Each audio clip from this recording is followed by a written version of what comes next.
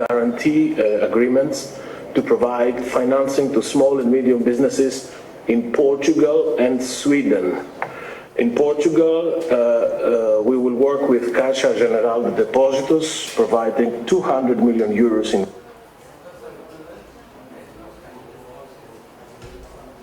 loans to 5,600 Portuguese companies. And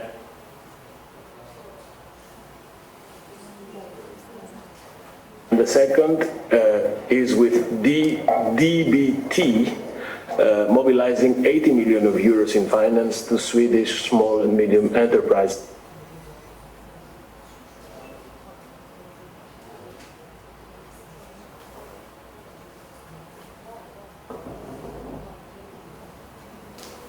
And mid-cap companies. Both agreements benefit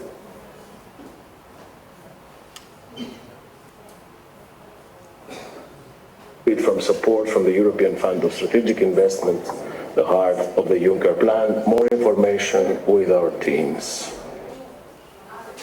Des bonnes nouvelles aussi dans le domaine de l'énergie propre et la lutte contre le changement climatique.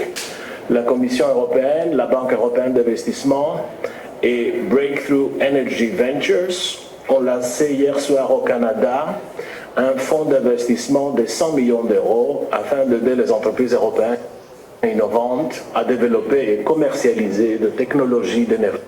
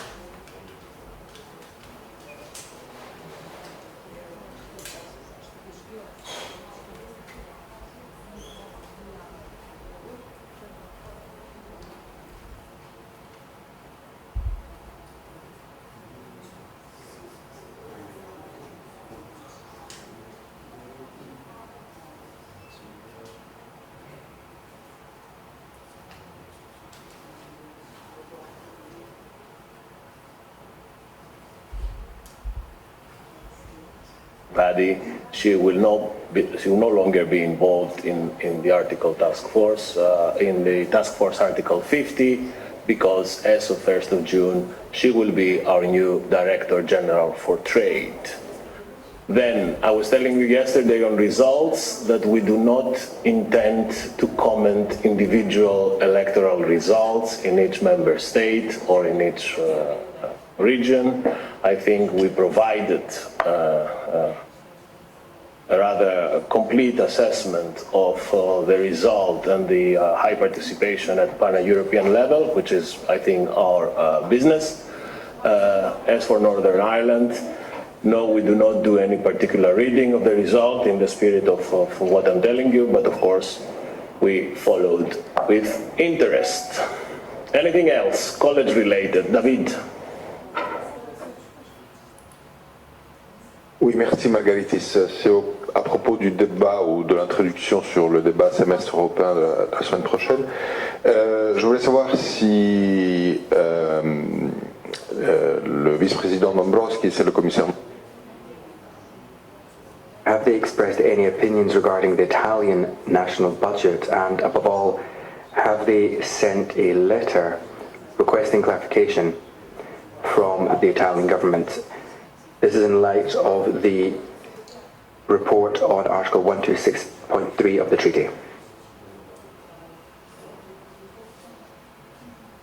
As you know, I never repeat here in the press conference any positions taken by commissioners in private in their orientation meeting. That's why orientation meetings take place on important points. The Juncker Commission has always worked in this way. They've always found room for discussion and debate before decisions are taken. That covers the first part of your question.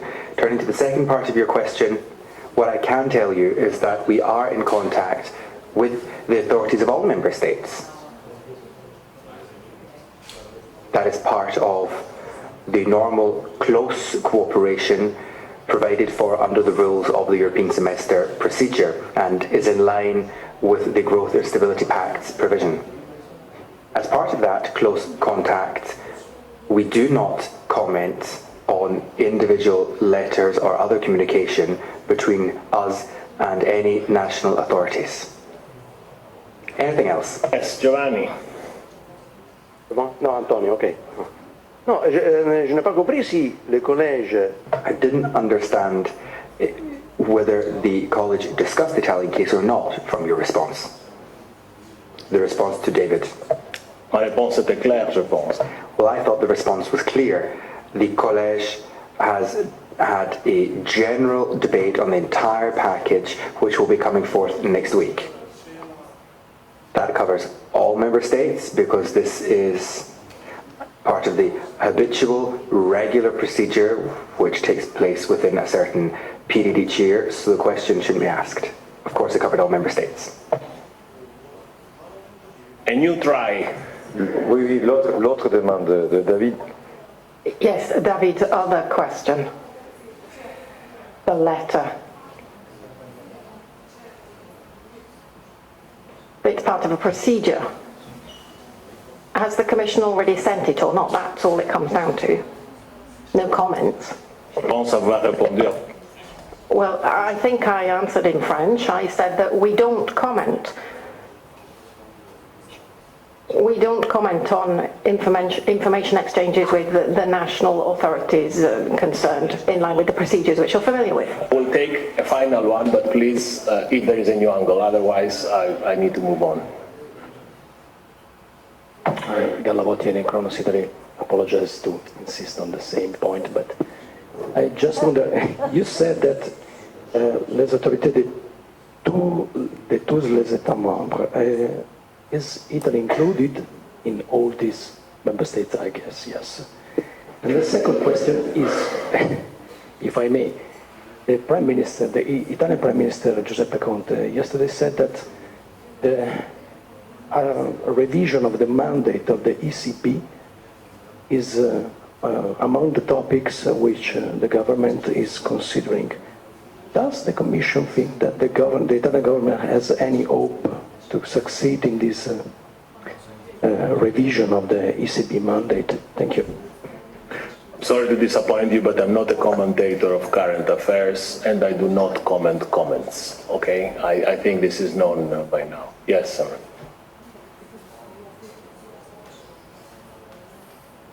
Thank you, Margaret. This is Emma Picker with the Wall Street Journal. Also in Italy, I'm afraid. One question is, we went through this procedure back in the fall and the lead up to December, and since then, both the data that has come out has been worse than anticipated, and the outlook has worsened for Italy. So this time around, is there more of a willingness on the Commission's part to launch excessive deficit procedures against Rome? Look, I appreciate the interest. I appreciate the fact that you will keep pressuring me, but there is no way that I can go beyond of what I just presented to you. This was the day of an orientation debate. I think you have to be a bit more patient. We will have decision moment next week. We will stay in touch. I'm sorry I cannot go into any other sort of speculation, interpretation, or comments on the many things happening around this. This is not my role. Okay, follow up. Thank you. Are you foreseeing any meetings between TRIA and Commissioners Moscovici and Dombrovskis? And just one technical question. I mean, since the letter is going out, the Italian government has only 48 hours to respond. Isn't that a rather short period of time? And why such a short period? I start from the second part of your question, and I refer you to my earlier reply that I will not comment any communication between national authorities concerned and the Commission. On your, what was your first question actually? Are there any contacts planned between now and Wednesday between the commissioners and the Italian government? I'm not aware of any contacts as we speak, but Annika, of course, will be following closely, and she is at your disposal from now to Wednesday to keep you updated. Okay, let's move on. Let's move on. Let's move on. Can you please remind us how many years Germany has not respected the rule on the surplus, being in a recessive situation? Yes, let us have the team look all the historic records of the semester since 2011 when we started, and they will come back to you. Okay, I have two commissioners, well, High Representative Vice President and the Commissioner wanting to come in, so I will take a final question from Georgi. Yes, Georgi. Thanks, Margaris. 5 members of the Commission have been elected as members of Parliament. Do you have any information which one are planning to take their seats? Okay, I don't think that is a secret that First Vice President Franz Timmermans, Vice Presidents Andrus Ansip and Valdis Dombrovskis, and Commissioners Corina Crețu and Maria Gabriel have been all elected to the European Parliament. I think we need to congratulate them on this achievement. It is now for them, for the 5 commissioners concerned, to decide in good time, I would say, ahead of the Parliament's constituent meeting, which is scheduled on the 2nd of July, whether they will take up their seats or not. You know the rules. If they take up their seats, they would have, of course, to resign from the Commission. Treaty rules, in particular Article 246 of the treaty, will obviously be applied and respected fully. Ale, final. Yeah, can you confirm that the Commission has no plans to replace them by other commissioners coming from the same country? And if it was the case, if one country would like to send a commissioner, technically, is it possible? Is it acceptable? Georgi, too many ifs. First, we need to take things in sequence. First, we need to see how many of our 5 Team Juncker members will take up their seats. Once this is the case, then I would be very happy to discuss the matter with you, but we're not yet there. This is called psychological pressure. They want me out of here. So I will leave you with High Representative Vice President and Commissioner Hahn, and I wish you a nice break. We'll see you back on Monday.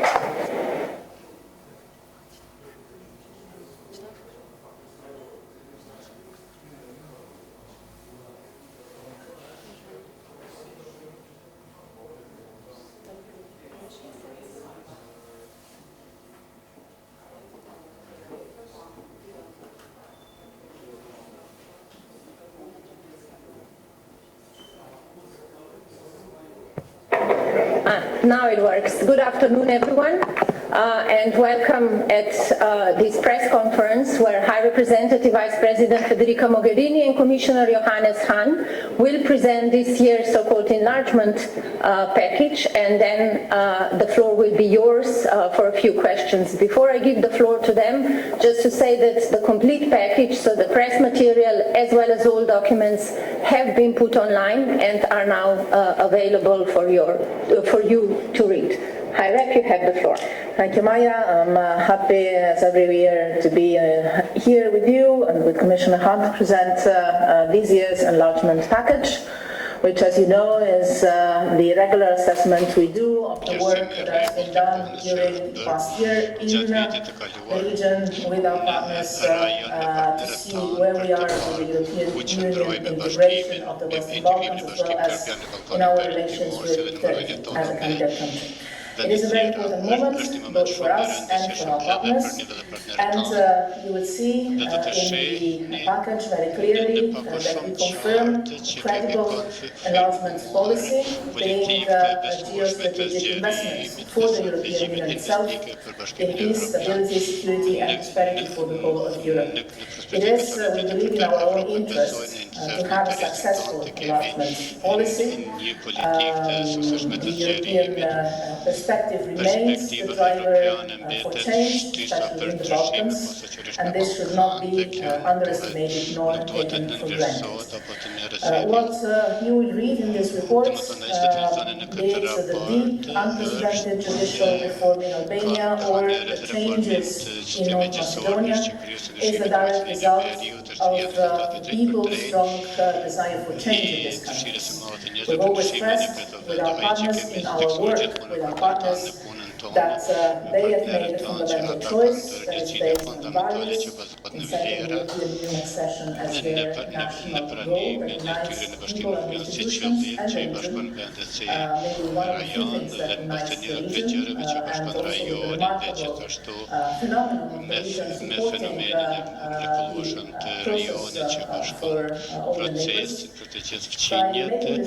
duke bërë këtë zgjidhje, do të hecit politik të qytetarët zgjodhen të angazhohen në reforma gjithëpërfshirëse tërësore në fushat vendimtare për shoqërinë, para se gjithashtu në sundimin e ligjit përfshirë luftën kundër korrupsionit dhe krimit të organizuar dhe në reformat ekonomike, në konkurrencë, si dhe në bashkëpunimin rajonal dhe pajtimin rajonal.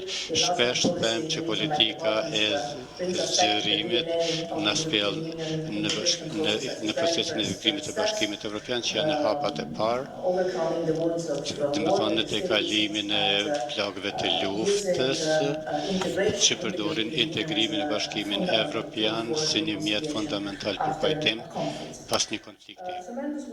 Dhe më thonë punë e madhe është për të vlerësuar në mënyrë objektive përparimin e bërë dhe duke falënduar të gjitha ekipeve në Bruxelles dhe në rajon që kanë punuar në mënyrë impresive për të prodhuar këtë raporte. Përgatitja e këtyre raporteve është një proces që të përfshirës dhe marrin parasysh kontributet jo vetëm nga autoritetet, por edhe nga shoqëria civile dhe njësër partnerësh të tjerë, si do t'ju informoj Komisari Han për detaje, vetëm dëshiroj të theksoj disa çështje. Së pari, se gjatë viteve të kaluara, posaçërisht në vitin e fundit, Bashkimi Evropian ka investuar shumë në tërë Ballkanin Perëndimor, përfshirë miratimin e strategjisë në Ballkanin Perëndimor, Ballkanin e Sofjes si dhe në rajon që janë zakonisht, por gjithashtu edhe njësër angazhime të nivelit të lartë. Kemi dëshmuar një numër të arritjeve dhe suksese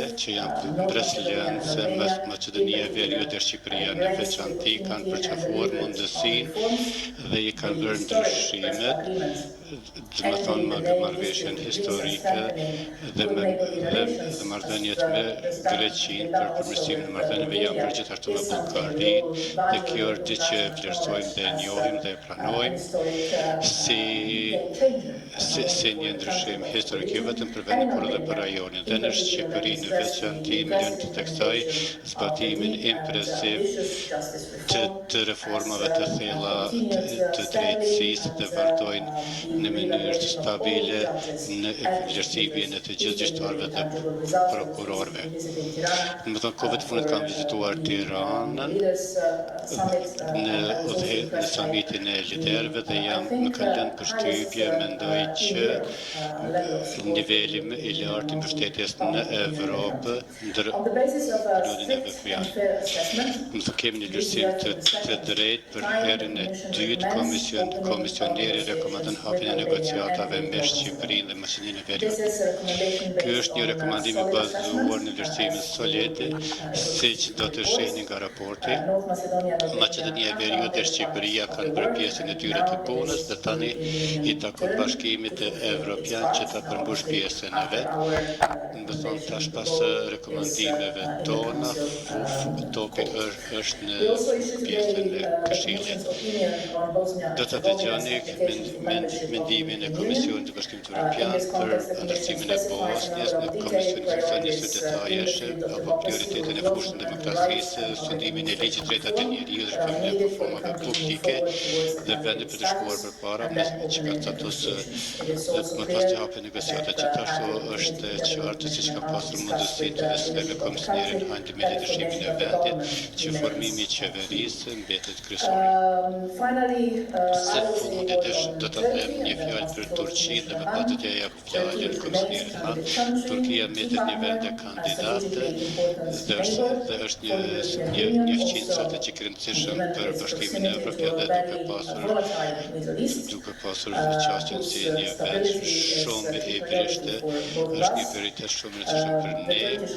Qeveria turke e kësën zotimin e vetë në bashkimin, përpërënin e bashkimin e Evropian, përshohim që vendi vazhdon të vazhdoj tutje nga bashkimi Evropian, besoj që do të ishte dobishme për të gjithë posaçërisht për qytetarët turke, nëse këto trene kthehen mbrapsht në mënyrë urgjente, që ne gjithë do ta mirëpresim, gjithashtu të kthejmë rëndësinë e marrëdhënieve të mira fqinjësore dhe në Mediteranën. Dhe do të shihni në deklaratat e mia posaçërisht në këtë çështje për të përfunduar me lënë të theksoj që kjo pak përfshin apo porosit një numër të rëndësishëm të faktorëve, jo vetëm por edhe për ne thekson nevojën që bashkimi që të realizojë zotimet e veta, ku krediti ne jemi në një udhë gjithmonë themi se është një proces i bazuar në merita, kur meritat vlerësohen në mënyrë pozitive apo duhet të recognize and respond to objective progress, I believe, we believe, will damage the European Union. Në rajon dhe mëtej, duke mos shpërblyer apitet historike dhe reformat substanciale dhe do të amenon të stabilitetin dhe do të dekurajon të reformimin e mëtjeshëm të reformave dhe posaçërisht do të paraqiste një element të iluzionit të popullatën e re që e mbështet përfaqësimin e Bashkimit Evropian të vendeve dhe të Bashkimit Evropian të tillë që institucion. Gjatë 5 viteve të kaluara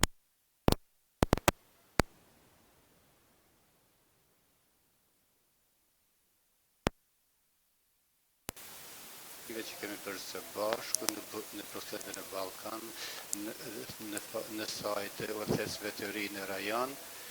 Dhe më thonë, përgjithësia kolektive sot është që të bëjmë këto ndryshime të pakthyer jo vetëm për rajonin, por edhe për Bashkimin Evropian. Faleminderit. Faleminderit shumë komisionare. Mirë se vini të gjithë. Vërtet nuk e di si është kjo e mundur, por besoj që debati nuk ka rrjedhë, mund të japim disa lajme të mira. Por mendoj që nuk mund të përsërisim herën e ardhshme, sidoqoftë mendoj që vërtet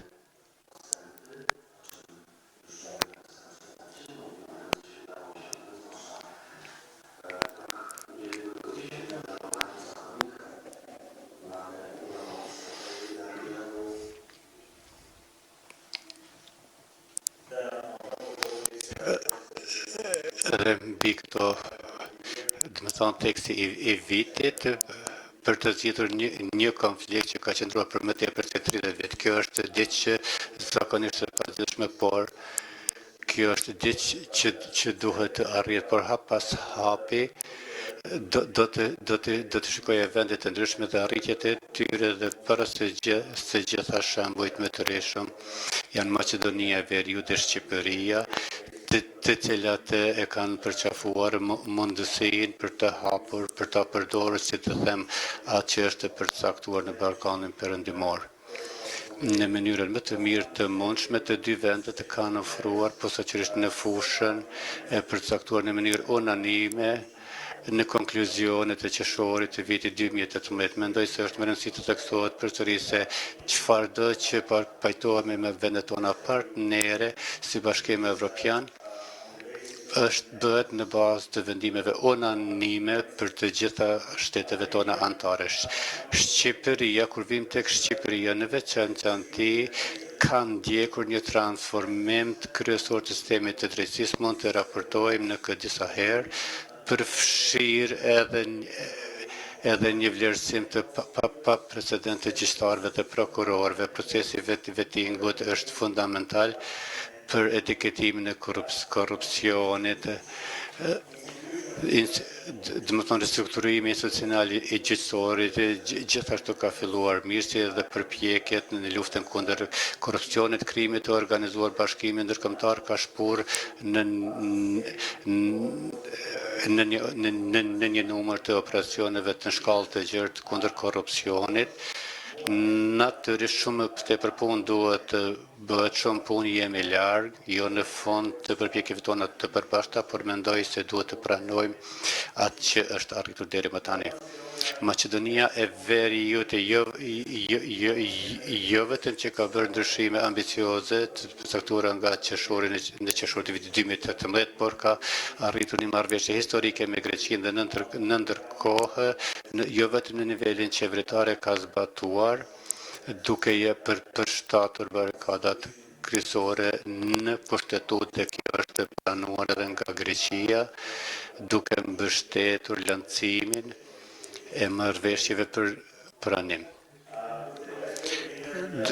Më thonë, me marrëveshje gjithashtu kanë arritur tek fqinjtë dhe ishte rasti para një viti për Bullgarinë dhe në atë drejtim Maqedonia e Veriut është bërë një shembull i madh i pajtimit dhe marrëdhënieve të mira për të rajonin, dhe Maqedonia e Veriut tani është i vetmi vend në rajon që nuk ka asnjë konflikt bilateral me vendet fqinje, dhe kjo është diçka që duhet të theksohet. Sa i përket implementimit të reformave, dëshiroj ta cekë forcimin e gjyqësorit si dhe themelimin e sistemit për parandalimin e korrupsionit, reformimin e sistemit administrativ që janë bërë në mënyrë të rregullt, si dhe këto paranceza janë restauruar në sundimin e ligjit dhe demokracia në konflikt. Gjithashtu është më ditë e rëndësishme për Bosnjë-Hercegovinën. Komisioneri ka adoptuar mendimin e vet për Bosnjën me vendim të Këshillit. Ky është një moment historik në marrëdhëniet tona që tregon se Unioni është i zëtuar të mbështesë vendin me reformat e procesit. Tani është me rëndësi që qeverit formohen në të gjitha nivelet në Bosnjë-Hercegovinë dhe nuk rezultojnë në vonesa të mëdhenshme. Pse po këtë, sepse nuk mund të rekomandojmë shteteve tona anëtare të na pyesin nëse nuk ka bashkë bisedues në fuqi, dhe prandaj ne nxisim të gjithë politikanët udhëheqës dhe përgjegjës në Bosnjë-Hercegovinë të punojnë tani në formimin e qeverisë në nivelin federal, por dhe në nivelin shtetëror, duke pasur parasysh që zgjedhjet janë mbajtur në tetor të vitit të kaluar. Kur jemi te Malezi dhe Serbia, do të thonë ka pasur përmirësime në disa fusha, por duhet të ketë përmirësime në sundimin e ligjit. Serbia gjithashtu duhet të përcaktojë një ambient për marrëveshje obliguese me Kosovën, por në atë drejtim pranoj fjalimin e Vučićit në ditët kohëve të fundit që tingëllon së pakun nga pikpamja ime pozitiv, por kur të vim të Kosova duhet të fokusohet në zbatimin dhe marrëveshjes për stabilizim dhe asociem dhe duhet ta heqë taksit për 100% për importet nga Serbia dhe Bosnia dhe ta filloj dialogun me Serbinë. Dhe unë në qershor do të bëj edhe një përpjekje tjetër për të zhbllokuar këtë situatë duke shkuar në këto dy vende, ndoshta për të përgatitur diçka për korrekt, nuk e di nëse do të jetë e dobishme, por sidoqoftë duhet ta përdorim çdo mundësi dhe të të bëjmë çdo gjë që është e mundur për të zhbllokuar këtë situatë që po pengon jo vetëm zhvillimin e këtyre dy vendeve, por edhe të rajonit. Se zakonisht dhe kjo është thënë nga përcaktuesja e lartë, por është më rëndësi të theksohet përsëri, çdo gjë që po bëjmë këtu bazohet në fakte objektive dhe analizat tona janë diçka kur shtetet tona antare mund të mbështeten dhe mendoj që është me rëndësi për të ardhmen, për listimin e ardhshëm. Natyrisht shumë metet për të punë në Ballkanin Perëndimor, si çdo vete të rajoni duhet të ofrojë rezultate më të sakta, si lufta kundër krimit të organizuar, të drejtat fundamentale, funksionimi i institucioneve demokratike, gjithashtu duhet të përqendrohen në pajtim marrëdhënie të mira fqinjësore, bashkëpunim rajonal, përsëri duke ndjekur shembullin e mirë të Maqedonisë së Veriut. Këtë vetë për herë pare kemi përtuar industri të vëmendje të veçantë të themi aktiviteteve të Kinës, nuk po kritikojmë këtë aktivitetet të themi, por ajo që kujdesemi se zënë të kaluarën është se standardet evropiane duhet të respektohen, mirë po kemi edhe ligjin e konkurrencës, prokurimit publik, transparencës, pasojat e angazhim e disa veprimeve të caktuara afariste. Këtu kemi një obligim të posaçëm si partner për të kujdesur për një zhvillim të shëndoshtë dhe të qëndrueshëm të vendeve dhe prandaj edhe të gjitha këto elemente duhet të respektohen. Dhe kemi kuptuar vëmendje të veçantë në raportin tonë vjetor në gjitha këtyre çështjeve. Mendoj të kjo tashmë është thënë, vërtet dëshoj të përsëris, sapo të kuptoni që fillimi i negociatave nuk do të thotë se kemi përmbyllur nesër apo pas nesër. Është një proces afatgjat, po flasim për disa vjet i tërë procesi me Kroacinë, antari më i ri, ka zgjatur gjithsej 8 vjet dhe është jo reale të besohet që në procesin e pranimit do të jetë më i shkurtër. Ndonëse më duhet të përsëris se çdo gjë është bazuar në merita, nuk përjashtohet që njëri ose tjetri shkon pak më shpejt, por përsëri është më rëndësi të kuptohet tërë procesi, është leva më e mirë për të ndryshuar në një mënyrë të qëndrueshme dhe të besueshme drejt standardeve evropiane. Në atë drejtim, llogaris në Këshillin e Evropian për të pasur një reagim të mirë fill, për atë kemi paraqitur për të ndërmarrë vendimet e duhura sa më shpejt që të jetë e mundur. Faleminderit shumë, faleminderit tani fjalën e kemi ju dhe prezantoni kushtet dhe midjeve që kanë pyetje.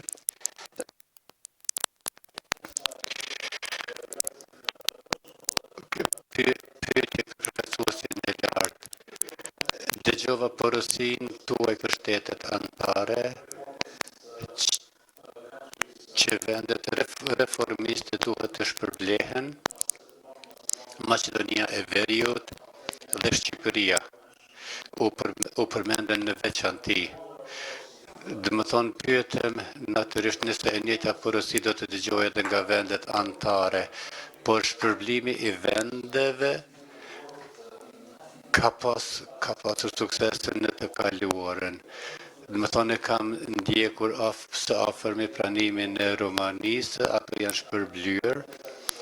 jo për reforma, por që kanë dhënë hapësirën e vet ajrore për luftën e vitit 99 NATO-s, dhe natyrisht ishte Britania e Madhe që ishte avokat për Rumani, kush pasi që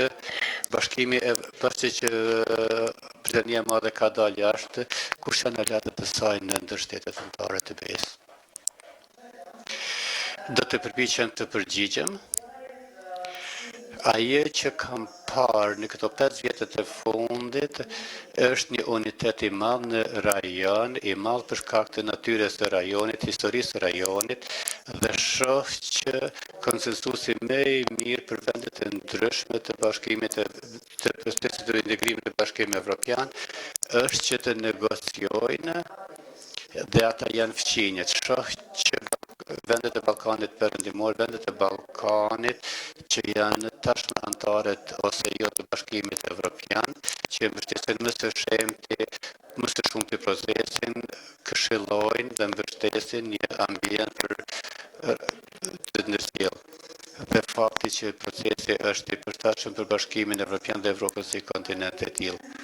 Unë më thonë synoj përpiqem të mos përdor kategorinë e emërimit, sepse negociimi dhe hyrja në Bashkimin Evropian është një proces i bashkimit të familjes, institucioneve, nuk është një çmim që e fitoni, është një proces në të cilin angazhoheni me disa që përmend Britaninë e Madhe, ky është një proces i kundërt, por është një zgjedhje që përket një komuniteti, një familje, për t'ju përmbajtur standardeve të caktuara në fushat të caktuara, dhe këto dy çështje në Ballkan kam parë në këto 5 vjet, kalimi i rajonit nga konfrontimi lokal në kuptimi që sa më mirë që bën njëri tjetri, sa më mirë bëhet edhe për tjetrin, më thonë kalimi nga logjika i konkurrimit mes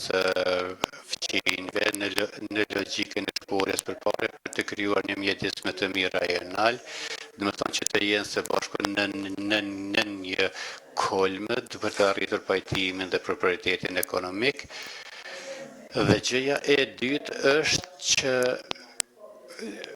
është mbështetja e madhe dhe thellë e popullit për këtë proces. Në pothuaj të gjitha këto vende të Ballkanit Perëndimor shehni përqindje të mbështetjes popullore të Bashkimit Evropian dhe të procesit të integrimit në Bashkimin Evropian, përfshirë mos përmbushjen e kushteve për hapa të ndryshëm, dhe më thonë deri në 79% popullatën, numra që nëse në pyetni do të thoshim që asnjë prej vendeve të tilla. Mendoj që Bashkimi Evropian ka nevojë për këtë energji dhe këtë vendosmëri për të vendosur një sër standarde dhe dëshira për të ardhur bashkë në një komunitet dhe në proces të integrimit, më thonë siç ka nevojë edhe Ballkani.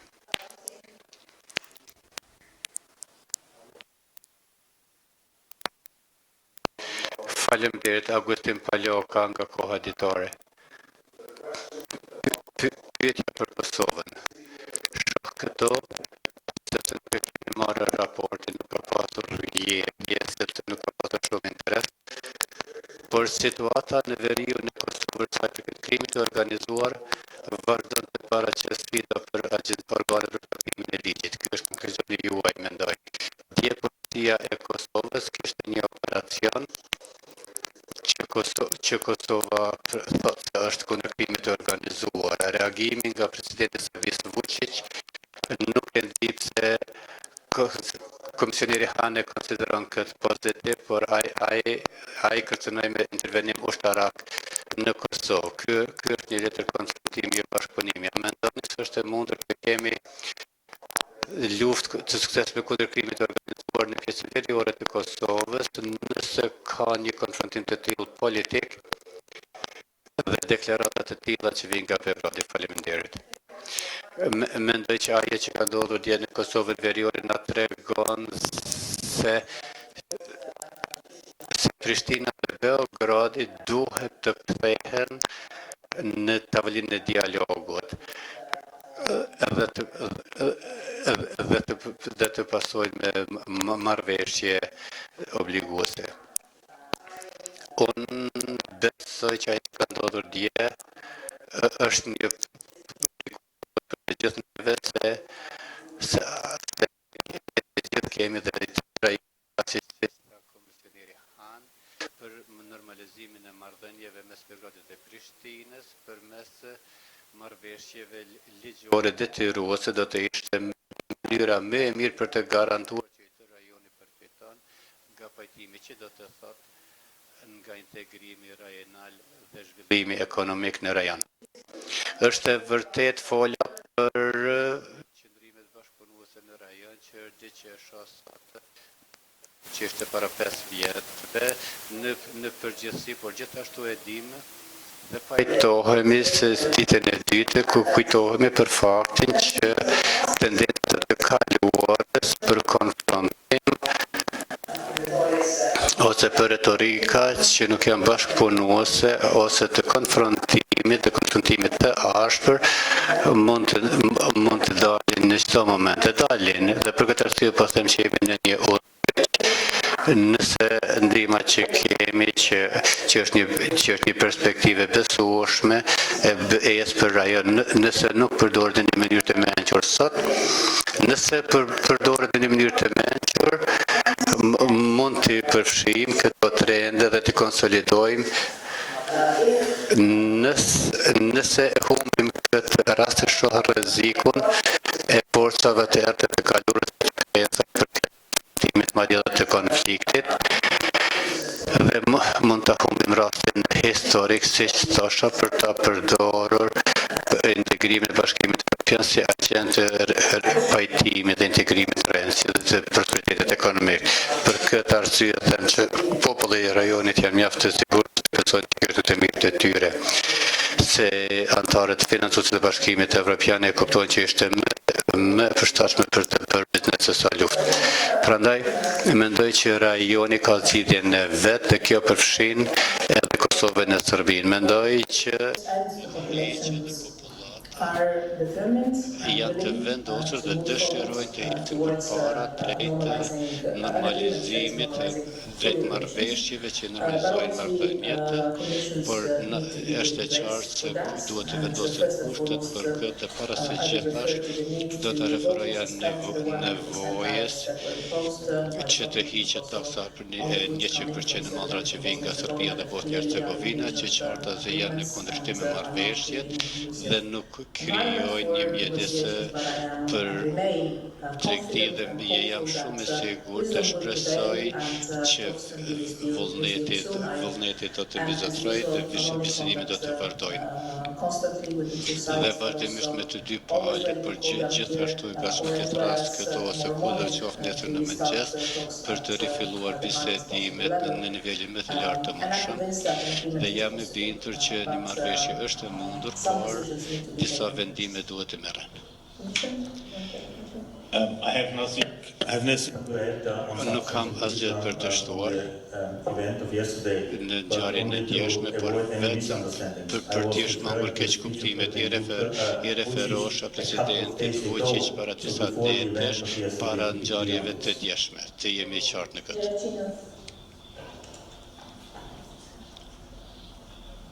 Për zotin Han Gjeraçina Tuhina për televizioni Kosovës, duke pasur parasysh gatishmërinë tuaj që Bosnia-Hercegovina të bëhet kandidate për antare në Bashkimin Evropian. Domethënë kemi numër llogaritur këtu me kolegun tim, kemi lexuar 17 rekomandimet, 17 mendimet e opinionet e Bashkimit Evropian, të gjitha kanë pasur rekomandimet e qarta për gatishmërinë e 8 vendeve për të bërë kandidatës dhe për të hapur negociatat për bisedime. Kjo me Bosnia-Hercegovinë, si mund ta lexojmë? A është Bosnia-Hercegovina e gatshme të bëhet vend kandidat siç ka konkuruar 3 vjet më parë?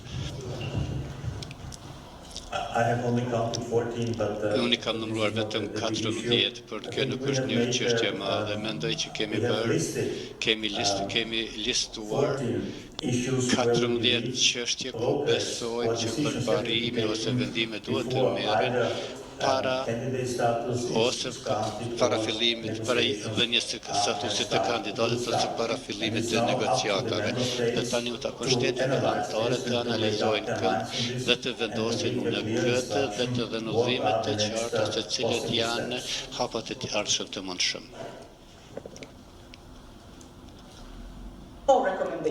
Rekomandimet. Nuk ka rekomandime specifike, kemi bërë një analizë, kemi krahasuar me të tjera që vinë nga kabineti juaj, nuk ekziston në rastin e Bosnjës. Nuk ka një referencë të qartë për rekomandime. Jo, vërtet, thosha që kemi listuar një sër çështjesh që duhet të adresohen për të mundësuar shteteve anëtare që të marrin një vendim, cilët janë hapat e ardhshëm dhe kur janë hapat e ardhshëm.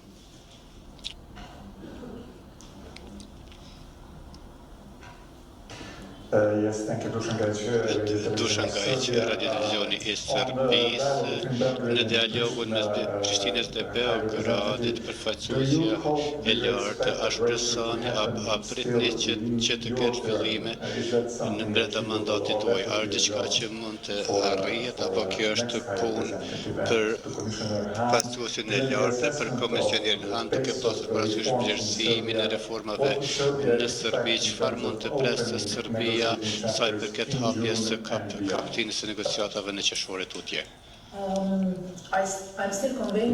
Ende jam e bindur që një marrëveshje është e mundshme nëse ka kushte të mira në vend. Në mënyrë që bizetimet të fillojnë në nivelin më të lartë, kam diskutuar këtë para disa javësh në Tiranë me të dy palët.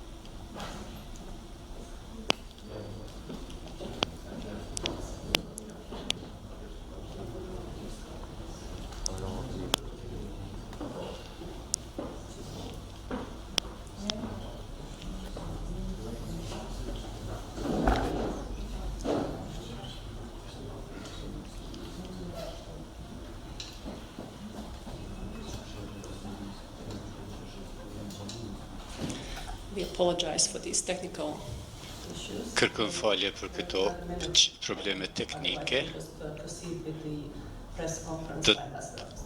Do të presim edhe pak, përndryshe do të vazhdoj me konferencën e ambasadorës Apostolova.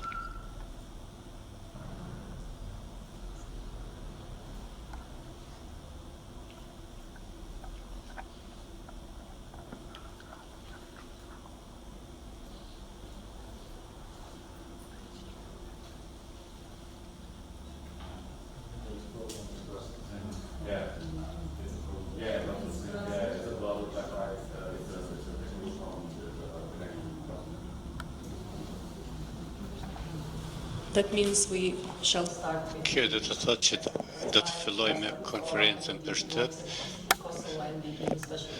me ambasadoren Apostolova, shefe e Bashkimit Evropian dhe përfaqësuese lartë e Bashkimit Evropian.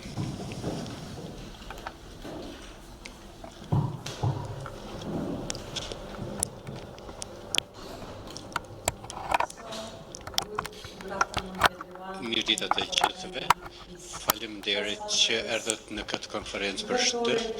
Tashmë dëgjuat ratat që janë bërë nga përfaqësuesja e lartë në kryetari i komisionit, Fregarina Mogherini dhe komisioneri Han, komisioneri për fqinësi dhe zgjerim, mendoj që përgjigjet e tyre ishin të qarta. Pasi raporti ka ardhur mu tani, nëse më lejoni, dëshiroj të ju udhëzoj dhe t'ju bëj me dije përgjigjet më të mira për raportin për vitin 2009 për Kosovën. Me lejoni të filloj të them që BE ka dhënë, siç keni dëgjuar, një sinjal të qartë për gjatë vitit e kaluar, duke rikonfirmuar prospektet evropiane të çdo vend të rajonit. Me pakon sot me të zgjerimit dhe raportet e shtetit, Komisioni Evropian rikonfirmon këtë zotim dhe vlerat fundamentale janë esenciale për zgjerim. Por gjithashtu kemi dërguar edhe një porosi të qartë që nuk ka rrugë të shkurta për në BE. Boshllëqet e rëndësishme mbeten, duhet të shohim reforma në të rajonit, posaçërisht në sundimin e ligjit, që zbetohet në mënyrë më vigoroze dhe që jep rezultate të tërësore. Më thonë, raportet e vitit të kaluar, në krahasim raportin e vitit të kaluar, ky raport ofron një kontabilitet më të madh duke mundësuar një vlerësim më të madh se ku qëndron vendi në përgatitjet për të plotësuar ose përmbushur sfidat për këtë. Raporti tregon se ku është bërë progres, ku ka probleme dhe cilat hapat duhet për të avancuar përpara. Është një vlerësim i drejtpërdrejt i progresit të Kosovës në rrugën e saj evropiane dhe bën rekomandime të qarta për periudhën përpara.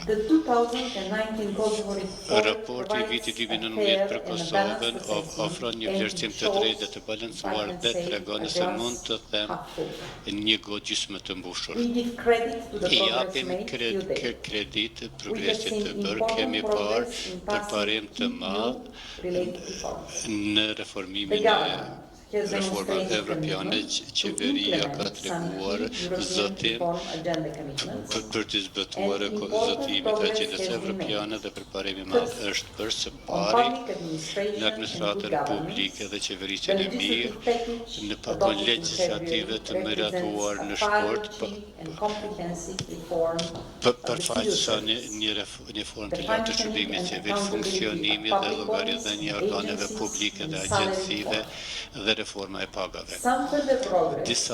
Një progres tjetër është bërë në sundimin e ligjit dhe luftën kundër krimit organizuar dhe korrupsionit me reforma të mëdha. Në vazhdimisht për miratimin e kodit penal dhe arritjen e inhetimeve dhe të niveleve të lartë, krimit të lartë, shoqëria civile po luan një rol shumë të madh aktiv dhe të ulmuar në jetën publike dhe Kosova fiton nga një peizazh dhe nga një lidhje tjetër. Dhe më thonë, zhvillimi ekonomik përparimi është bërë në rishtimin e tjetër, në fushën e lëvizjes e lirë të mallrave, kapitalit, shërbimet, financiare metën të qëndrueshme, prokurimi elektronik ofron nxit pozitive në tenderim transparent. Avancimet e mira janë bërë në fuqizimin e kontrollit të financave publike dhe financave po përmbështetën. Kjo tregon se Kosova më të madhe ka kapacitet administrativ për të zbatuar reformat. BE-ja është e gatshme për të mbështetur tutje si qemi duke bërë në reformimin e administratës publike dhe me këshilla të tjera. Tani është koha që të kemi rezultate të prekshme duke zbatuar ligjet e miratuar dhe duke zbatuar reformat në praktik për të siguruar një gjyqësor efikas, luftën efikase kundër krimit të organizuar të korrupsionit dhe një ekonomi më të fortë.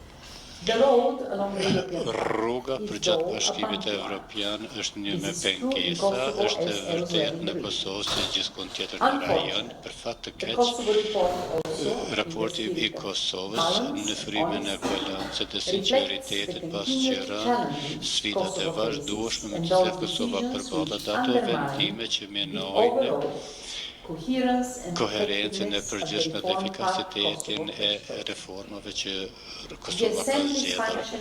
Funksionimi i kuvendit minohet nga një mjedis shumë i polarizuar politik, dobësit në funksionimin e saj, mungesa e shpeshtë e forumit dhe vonesa në aktivitetet legislative, mbikëqyrja parlamentare ekzekutivit mbetet e dobët. Shpesh vendimet problematike toke nga qeveria nuk janë as në linjë me frymën as me ligjet e saj. Më thonë tarifa 100% e mallrat serbe dhe bosnjake minën përpjekje rajonale dhe nuk është e qëndrueshme. Shpresojmë që të kalojmë këtë pengesë për marrëdhënie të KosovaPress së shpejti. Ligjet janë miratuar që kanë paraqitur rrezik për financat publike, domethënë skemat e jo pafinancuara pensionale për grupe të caktuara, domethënë që këto edhe kanë penguar zhvillimin e sektorit privat, dështimi i vazhdueshëm për të veteran bete problem gjithashtu. Më thonë emrimet e pamerituara në baza politike kanë vazhduar në shumë rasta, për ndryshe emrimi i kriminalëve të luftës në pozitat të larta qeveritare është një zhgënjim dhe është kundër vlerave evropiane. Për më tepër, ka shumë fusha ku përbërimi ka qenë shumë i ulët ose ka munguar, për shembull në mjedis dhe arsime reforma po fillojnë me ngadalë në arsim, por shumë më tepër angazhim politik nevojitet për të përmirësuar gjithësinë e arsimit dhe për të adresuar mbështetjet në treg. Sa i përket mjedisit, shohim një kërkesë të madhe publike për të adresuar ndryshimet në klim dhe mbrojtjen që është edhe ushqimi shëndosh për qytetarët. Institucionet e Kosovës duhet të punojnë me seriozitet. Kjo ka qenë një vit politik për Kosovën. Korrikun e kaluar komisioni ka konstatuar që Kosova ka plotësuar të gjitha rekomandimet për viza, por këto nuk janë shkuar në vitin 2019, raporti i Kosovës e thekson këtë qartatë dhe përsërit mbështetjen e Komisionit Evropian për të konkretuar procesin në mënyrë pozitive dhe urgjente në Këshill, zonja dhe zotërinj. Çështja që kam nënvizuar janë vetëm një pjesë e shkurtër e raportit, është më rëndësi të mbaj mend që ne mbështesim përdrejtetin Kosovë në shumë fusha teknike, si shtashtë në fillim, ka fusha ku përparimi është bërë dhe ka fusha ku shumë duhet të bëhet që Kosova të përmbushë kriteret e pranimit në BE. Kjo është një rrugë në të cilën BE do të ecë bashkë me juve. Faleminderit shumë ambasadore. E hapim fjalën për pyetje nëse ka ndonjë. No questions? Nuk ka pyetje, çdo gjë është e qartë. Okay. Please just your name. Si që emrin edhe median një lutem.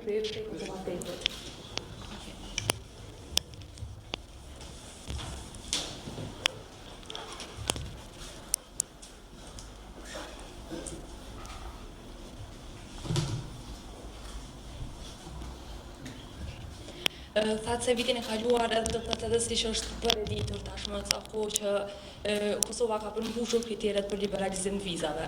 Mirë po këtë herë nuk pat një mesazh të qartë. ku qëndron Kosova drejt liberalizimit vizave?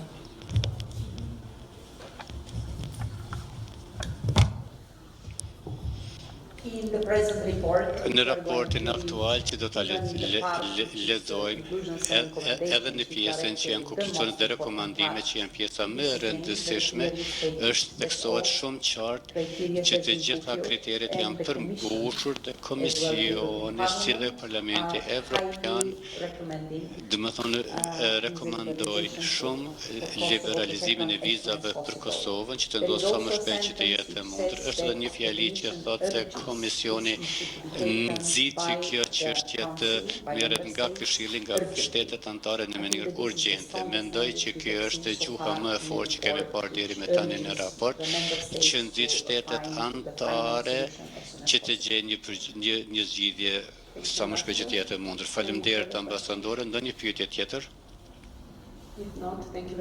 Nëse jo, faleminderit shumë që erdhët këtu. Faleminderit.